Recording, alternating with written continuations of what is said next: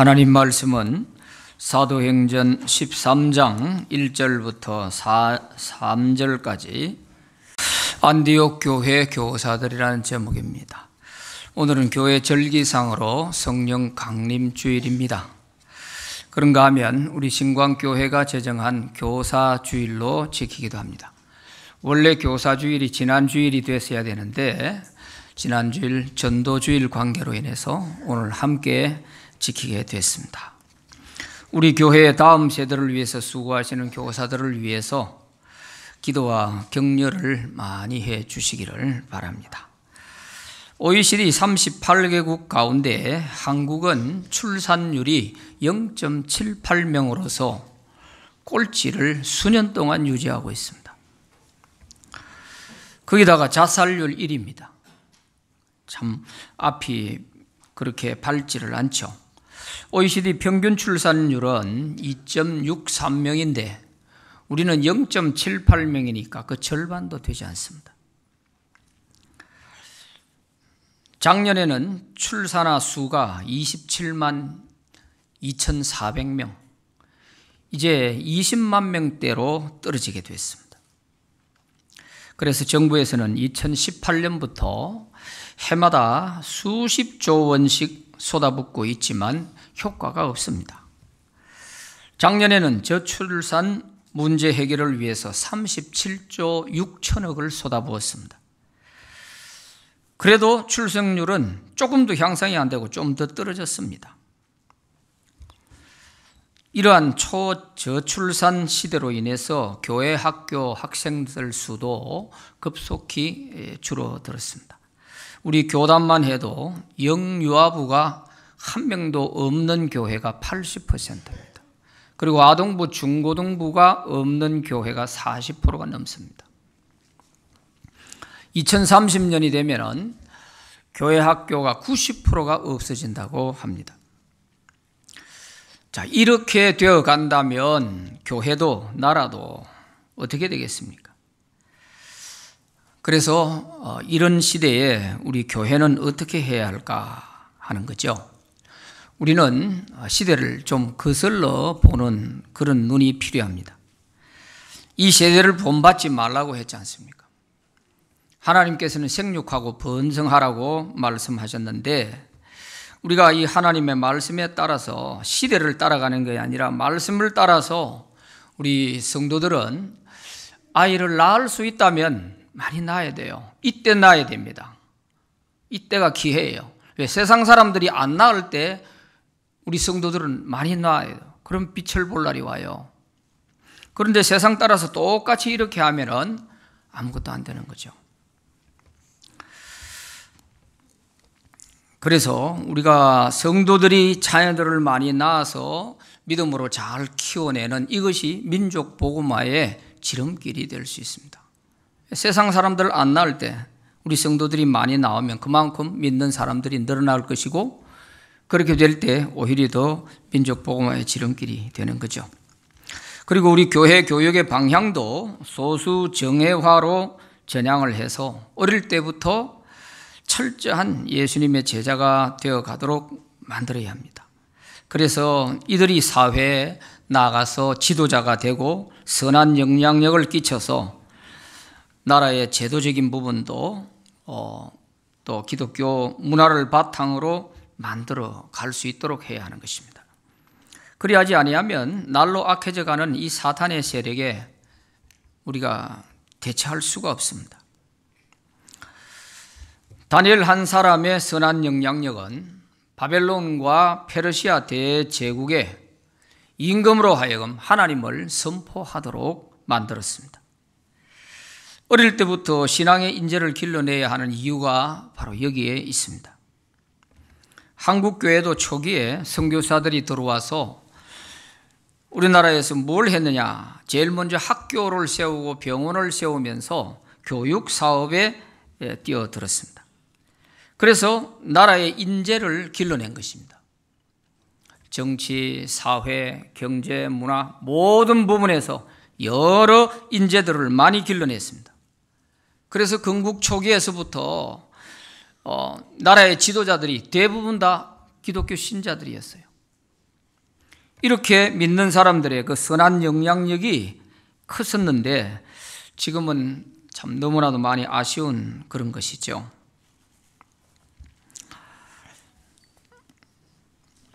그래서 나라의 법도 또 제도도 믿는 사람들이 지도자가 되어 있을 때 틀을 잘 만들어 놓았기 때문에 오늘까지 우리가 그 혜택을 많이 누리고 있는 것입니다. 그러나 세상이 악해져서 이제 신앙의 자유마저 억압을 하고 죄악을 부추기는 온갖 악법들이 만들어져서 나라의 뿌리를 흔들려고 하고 있습니다. 그래서 그럴듯한 차별금지법이라고 하는 제목을 가지고 실상을 들여다보면 동성애법을 통과시키려고 하는 것이거든요. 그러지 않아도 지금 저출산 시대로 가고 있는데 동성애법을 법으로 제정해 놓으면 어떻게 되겠어요? 죄를 부추기는 것밖에 안 되잖아요. 에이즈 환자들의 한 달 치료비가 600만 원씩입니다. 그걸 정부가 전부 100% 다 대주는 것입니다. 이래서 어떻게 나라가 되겠습니까? 나라는 자꾸 죄를 짓도록 부추기고 이렇게 안 써도 될 이런 재정들을 다 쓰게 되고 하는 이런 모양으로 간다면 결코 나라의 장래가 밝지 못할 것입니다. 그래서 우리 교회 교육은 단순한 신앙 교육만이 아니라 나라의 장래를 진리와 정의 위에 세우도록 유능한 인재를 길러내는 너무나 중요한 교육입니다. 그러므로 우리 교회에서 수고하시는 교사들은 비록 학생들의 수가 적다 할지라도 그 한 명 한 명의 학생이 앞으로 우리나라를 이끌고 가고 또 세계에 선한 영향력을 끼칠 사람들이라 생각하고 성경 말씀을 잘 가르치고 믿음의 사람으로서 좋은 본을 보여주시기를 바랍니다. 그럴 때 그 학생 하나만 다니엘 같은 사람을 길러내도 전체적으로 나라에 미치는 영향력 대단한 것입니다. 복음화를 하는데 엄청난 기여를 할 수가 있는 것입니다. 그래서 이제는 양으로 승부할 시대가 아니고 이제는 질적 승부를 걸어야 될 때가 왔습니다. 그래서 오늘은 안디옥 교회 교사들에 대해서 말씀을 드리려고 합니다. 오순절에 성령의 충만함을 받은 사도들과 성도들은 강권적인 성령의 역사로 말미암아 예수님을 전도하기 시작했습니다. 예루살렘의 성도의 수가 급격하게 늘어나게 되면서 유대교 지도자들의 박해가 시작됐습니다. 스데반이 순교하면서 성도들은 뿔뿔이 흩어지기 시작했고 유대와 사마리아와 먼 외국에까지 흩어지게 됐습니다. 이때 흩어진 성도들이 저 튀르키예 수리아 안디옥까지 가게 된 것입니다. 수리아 안디옥이 어디쯤 되느냐 지도를 잠깐 보면요, 이게 터키 나라입니다. 이게 터키인데 수리아 안디옥은 여기입니다. 여기 시리아하고 국경을 마주하고 있는 여기가 안디옥이고요, 사울의 고향이 여기가 다소입니다. 다소. 예루살렘이 요 밑에 있는데 예루살렘으로부터 여기까지는 500km가 됩니다. 그러니까 피난 가는 사람들이 배를 타고 이리로 간 것이죠. 지금 이곳은 지난번 튀르키예 지진 사건으로 인해서 피해를 많이 보았던 지역입니다. 다음 사진 한번 보시죠. 지난번에 지진이 여기에서 일어났지 않습니까? 진원지가 여기에 한 개 있고 여기 한 개 있는데 이 지역이 전부 지진 피해 지역입니다. 다음 사진요. 자, 진원지가 여기 두 군데 있어요. 여기가 바로 안디옥입니다. 하이타라고 되어 있는 여기가 안디옥인데 요 가까운데 피해를 많이 봤어요. 다음요. 거기에 있는 안디옥에 있는 지금 현재 그 개신교회가 있는데요, 아가페라고 개신교회가 이번 지진으로 다 무너진 거예요. 다음요. 이 안디옥 시내가 이렇게 엉망진창이 되어버렸죠. 바로 저 지역이 우리 성경에서 말하는 수리아 안디옥입니다. 2000년 전 그곳에서 성도들이 열심히 전도해서 큰 교회가 세워졌습니다. 예루살렘에 있던 사도들이 이 소문을 듣고 바나바를 안디옥 교회로 보냈습니다. 바나바가 가서 보니까 많은 사람들이 예수를 믿고 돌아오는 놀라운 일이 벌어지고 있는 것입니다. 그래서 바나바는 고향 다소로 가버린 사울을 다시 데려와 가지고 두 사람이 1년간 열심히 이 안디옥 교회에서 성도들을 가르쳤습니다. 그러자 제자들이 그리스도인이라는 이름을 얻게 됩니다. 믿는 사람으로 하여금 구별된 사람이었다는 것이죠. 그래서 안 믿는 사람이 믿는 성도들을 보고 이름을 붙여주기를 저 사람들은 그리스도인이야, 이렇게 이름을 붙여주었던 것입니다. 특히 이 안디옥 교회는 유대인들보다도 헬라인들이 더 많았습니다. 외국인들이 더 많았던 거예요. 그런데 이 안디옥 교회는 기독교 역사상 처음으로 세계 선교사를 파송한 교회이기도 합니다. 안디옥 교회가 이런 일을 할 수 있었던 것은 그 교회에 훌륭한 교사들이 있었기 때문입니다. 이 안디옥 교회 교사들이 어떤 교사였을까요? 첫째는 주 안에서 모두가 하나 된 교사들이었습니다. 1절 말씀에 보면 안디옥 교회에 선지자들과 교사들이 있으니 곧 바나바와 니게르라 하는 시몬과 구레네 사람 루기오와 분봉왕 헤롯의 젖동생 마나엔 및과 및 사울이라, 이렇게 되어 있습니다. 여기 보면 선지자들과 교사들이 있었다, 이렇게 구분을 하고 있는데, 이 선지자들은 예루살렘에서 온 자들입니다. 앞에 11장 27절에 보면 선지자들이 예루살렘에서 이 안디옥에 왔다, 그렇게 되어 있어요. 그리고 이 선지자들은 말씀을 가르치고 말씀을 해석하는 이런 목회적 직분을 가진 사람들입니다.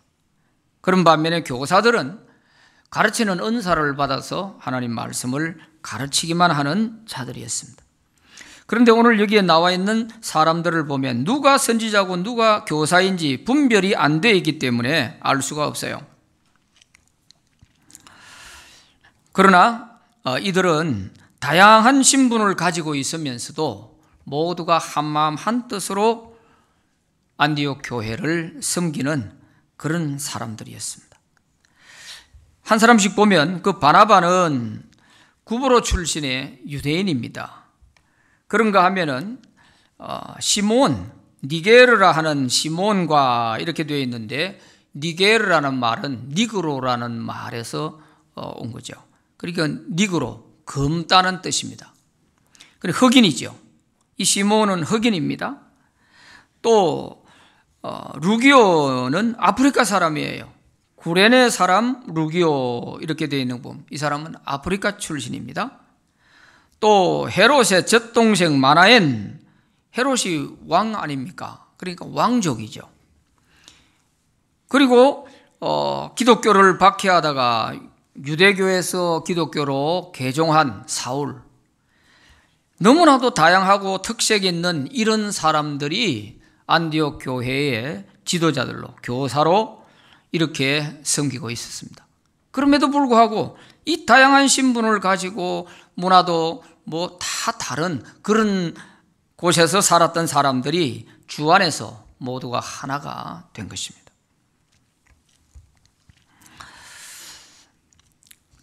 이것은 주님이 가장 원하시는 이상적인 교회입니다.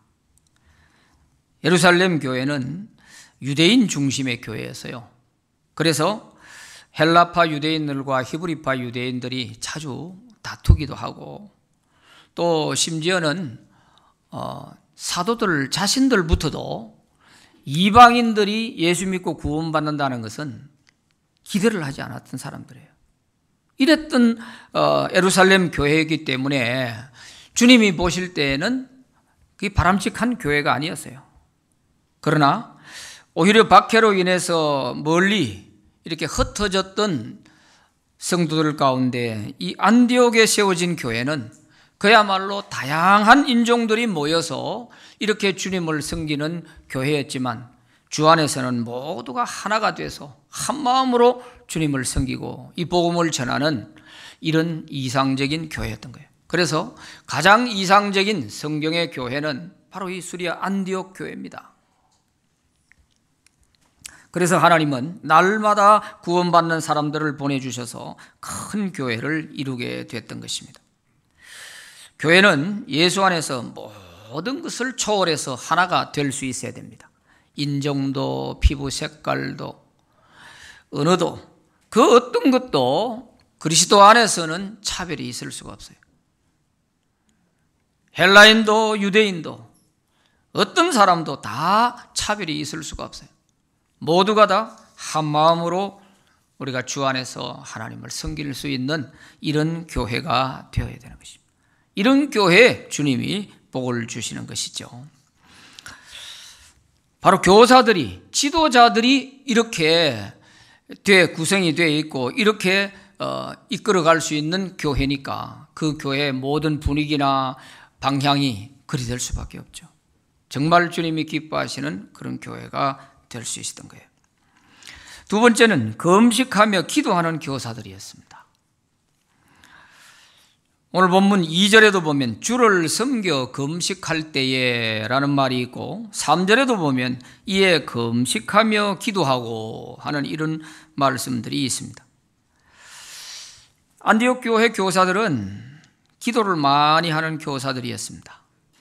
기도를 하다 그것도 부족하면 금식을 해가면서 기도를 했습니다.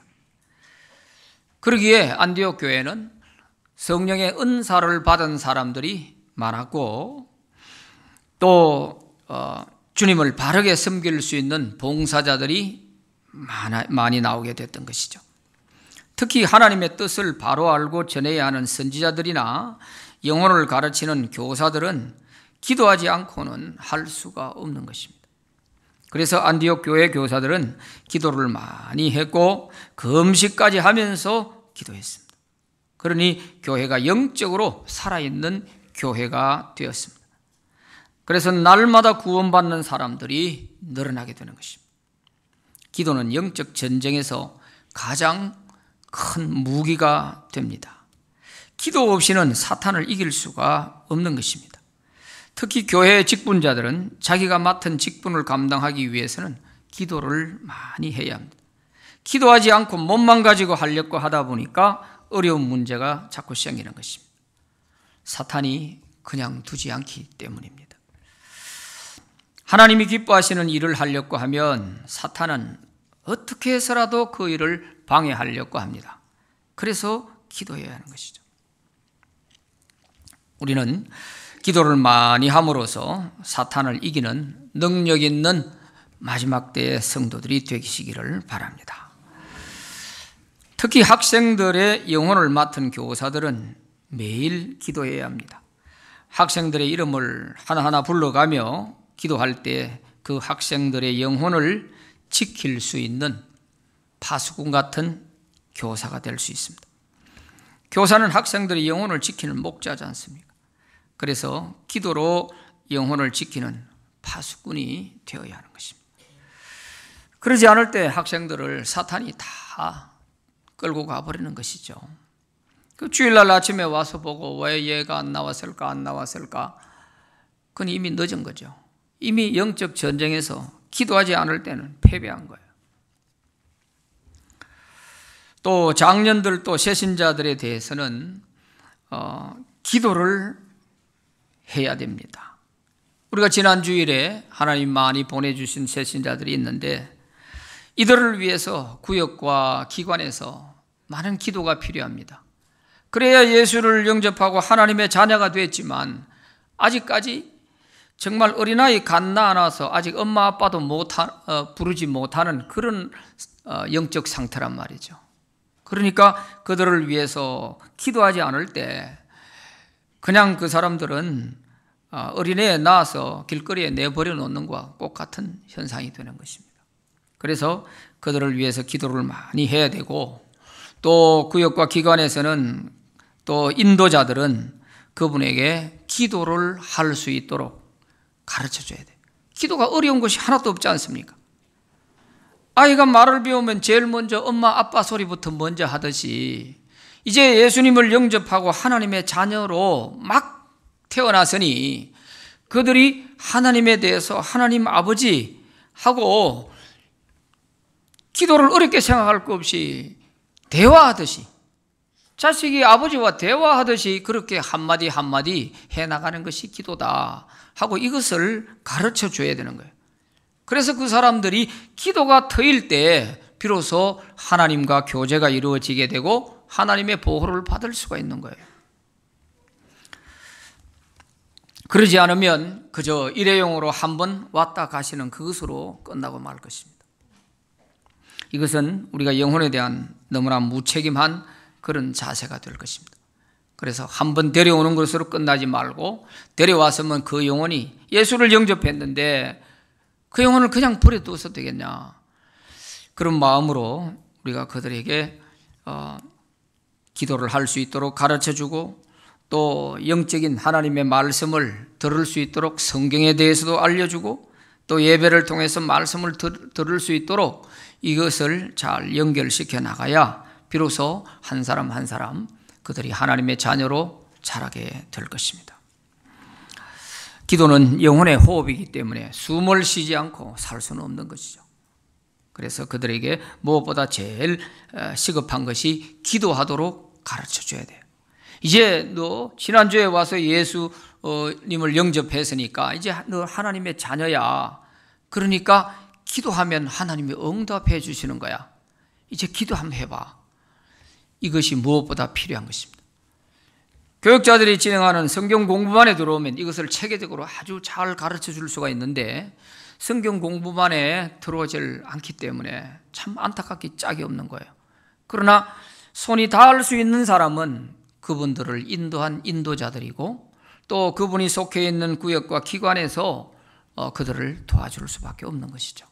그래서 우리 모두가 한 마음이 돼서 하나님이 보내주신 이 새가족들, 영혼들에 대해서 우리가 좀 더 기도하시면서 관심을 많이 가져주시기 바랍니다. 크게 생각할 거 없고 한 단계 한 단계 그저 아이들에게 엄마 아빠 가르치듯이 그렇게 인도를 해주면 되는 거예요. 몰라서 못하는 거예요. 내가 하나님의 자녀인지 아닌지 뭐가 뭔지도 모르는 상황에 있으니까, 그렇게 되면 하나님의 자녀가 완전히 세상에서 마귀의 장난감처럼 되어버리는 거예요. 자, 세 번째는 성령의 지시에 절대 순종하였습니다. 오늘 2절 3절 말씀에 보면 주를 섬겨 금식할 때 성령이 이르시되 내가 불러 시키는 일을 위하여 바나바와 사울을 따로 세우라 하시니 이에 금식하며 기도하고 두 사람에게 안수하여 보내니라 그랬습니다. 여기서 성령께서 교사들이 기도할 때 아마 선지자들을 통해서 말씀하셨을 거예요. 바울과 바나바를 따로 세워서 선교사로 보내라 하는 말씀입니다.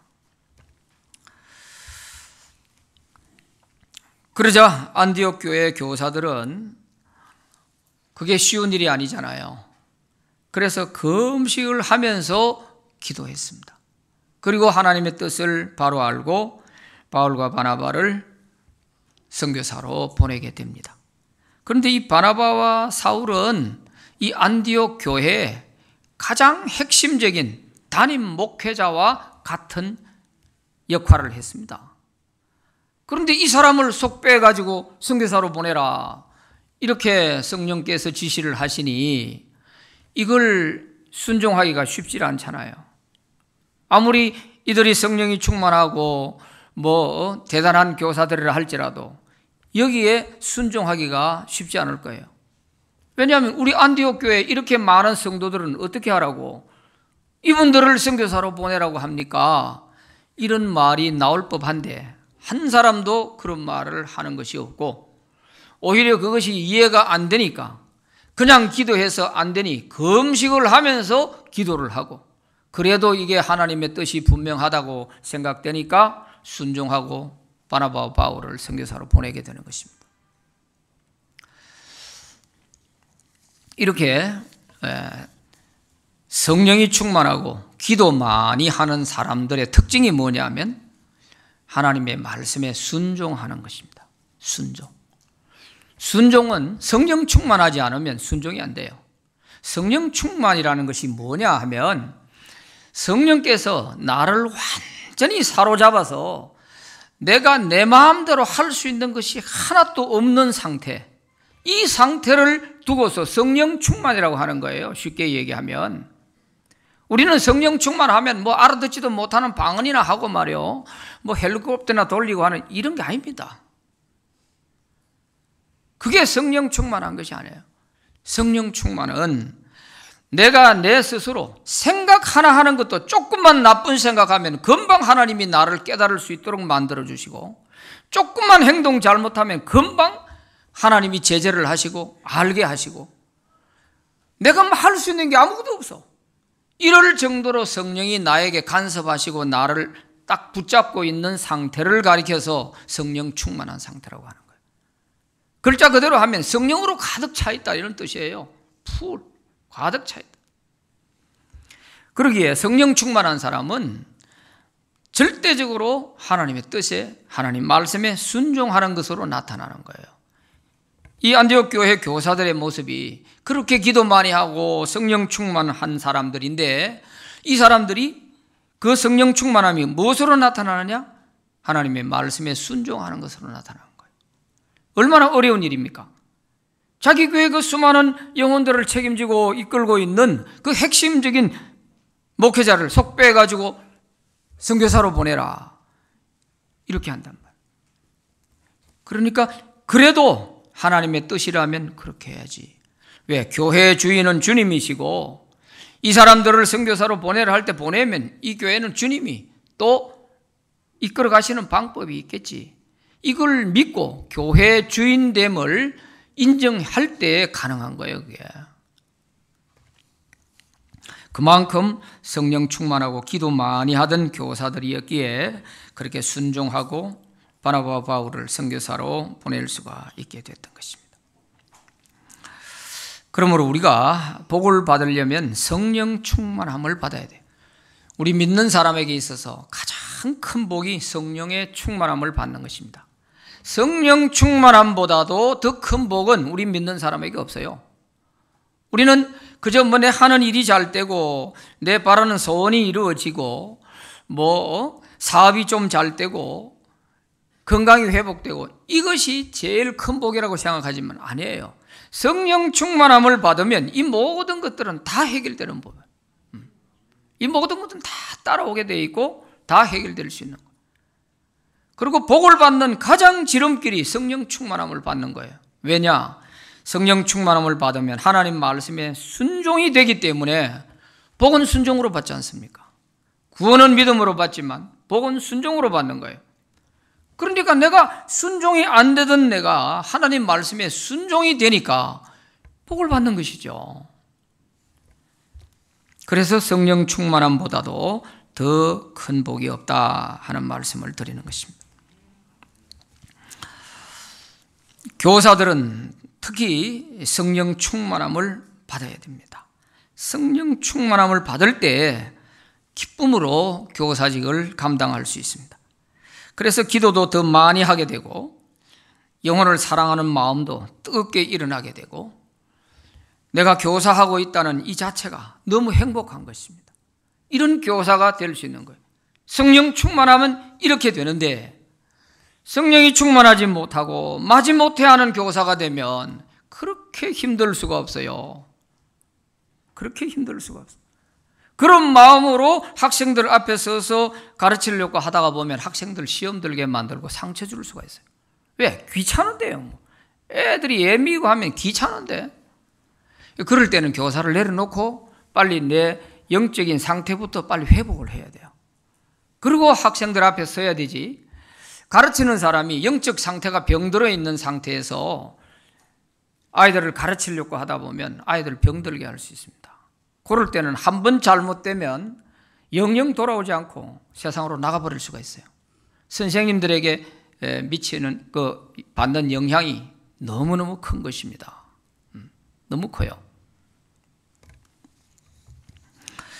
그래서 그 아이들을 정말 내가 주님의 심정으로 사랑하고 이렇게 가르치고 돌보려고 하면 성령 충만한 교사가 되어야 돼요. 이거 아니고는 답이 없어요. 그래서 교사들은 각 부서에서 교사 기도회나 하여튼 기도를 많이 하는 그런 부서가 될 때 그 부서가 발전하고 부흥합니다. 기도는 안 하고 영적 분위기는 전혀 따라오지 않는데 뭐 투자를 많이 해주시오, 투자 많이 해줘가지고 될 수 있으면요 논을 팔아서라도 하죠. 교회 원리는 그게 아닙니다. 영적인 부터 먼저 해결이 될 때 다 따라오게 돼 있어요. 따라오게 돼 있어요. 그래서 각 부서마다 우리가 성령 충만할 수 있도록 하여튼 이런 기도회를 많이 하고 또 영혼을 위해서 이렇게 기도하고 할 때 성령의 은사 받는 사람도 나오고 자기 자신이 무엇보다도 교사를 하면서 행복해지니까 너무 좋은 것이죠.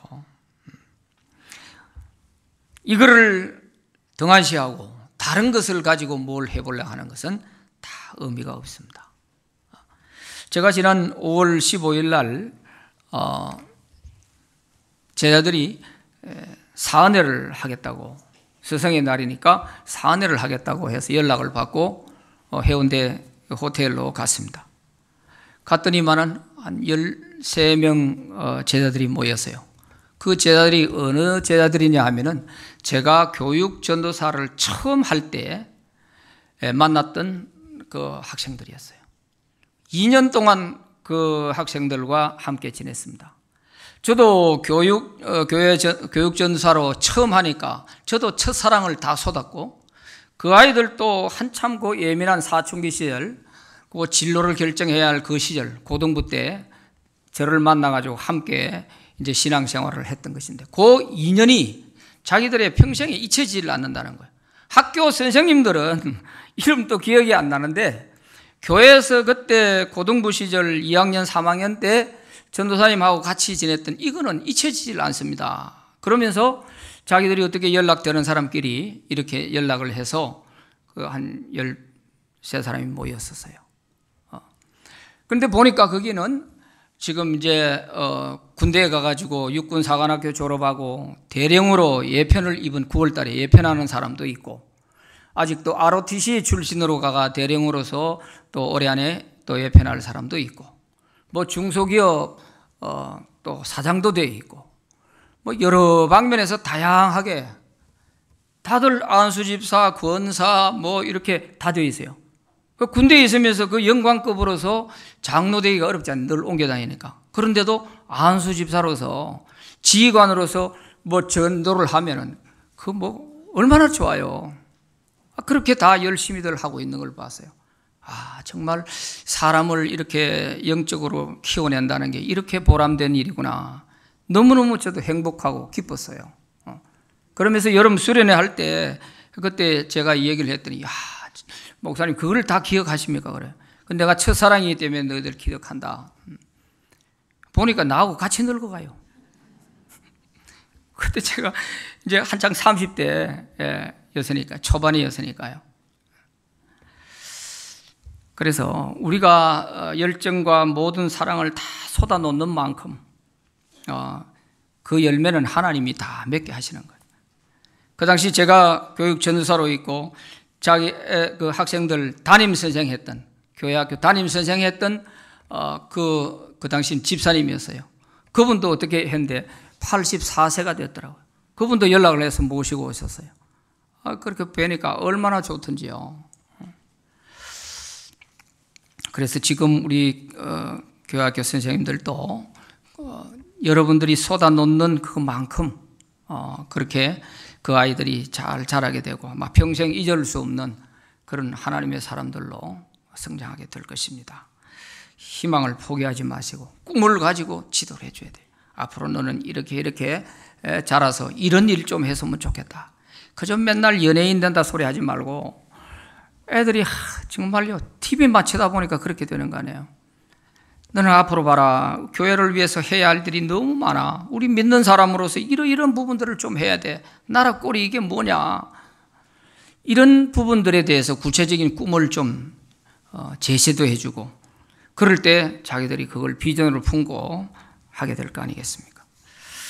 예수님께서 우리에게 이렇게 말씀하셨습니다. 누가복음 11장 13절에 너희가 악할지라도 좋은 것을 자식에게 줄 줄 알거든 하물며 너희 하늘 아버지께서 구하는 자에게 성령을 주시지 않겠느냐 하시니라 그랬습니다. 구하면 주신다는 거예요. 구하는데 왜 성령을 안 주시겠느냐?